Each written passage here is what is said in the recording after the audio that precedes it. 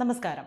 നവകേരള സദസ്സിൽ നൽകിയ പരാതിക്ക് പരിഹാരമായി കിട്ടിയ 515 രൂപയും അതിനൊപ്പം ഫ്രീ ആയി അണ്ടിപ്പരിപ്പും മുഖ്യമന്ത്രിക്ക് പാഴ്സൽ അയച്ച് യൂത്ത് കോൺഗ്രസ്. തൃശൂരിലെ വലപ്പാട് യൂത്ത് കോൺഗ്രസ് മണ്ഡലം കമ്മിറ്റിയുടെ നേതൃത്വത്തിലാണ് വ്യത്യസ്തമായ സമരം നടത്തിയത്. പേരാവൂർ നിയോജക മണ്ഡലത്തിലെ ഇരട്ടി കിളിയന്തറ സ്വദേശിയായ കർഷകൻ 4 ലക്ഷം സഹകരണ ബാങ്കിൽ കടബാധ്യത വന്നപ്പോൾ നവകേരള സദസ്സിൽ പരാതി നൽകിയിരുന്നു.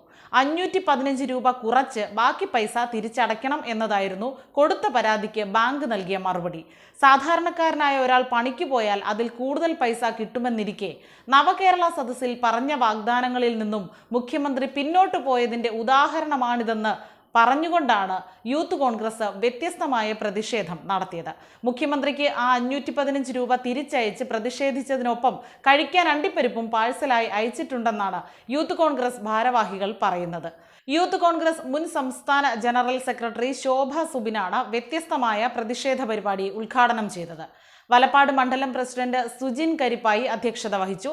ആർട്ടിസ്റ്റ് കോൺഗ്രസ് ജില്ലാ പ്രസിഡന്റ് അശ്വിൻ ആലപ്പുഴ മുഖ്യപ്രഭാഷണം നിർവഹിച്ചു. അതേസമയം നവകേരള സദസ്സിലെ പരാതികൾക്ക് VVIP പരിഗണനയാണുള്ളതെന്ന് മന്ത്രി കെ രാജൻ.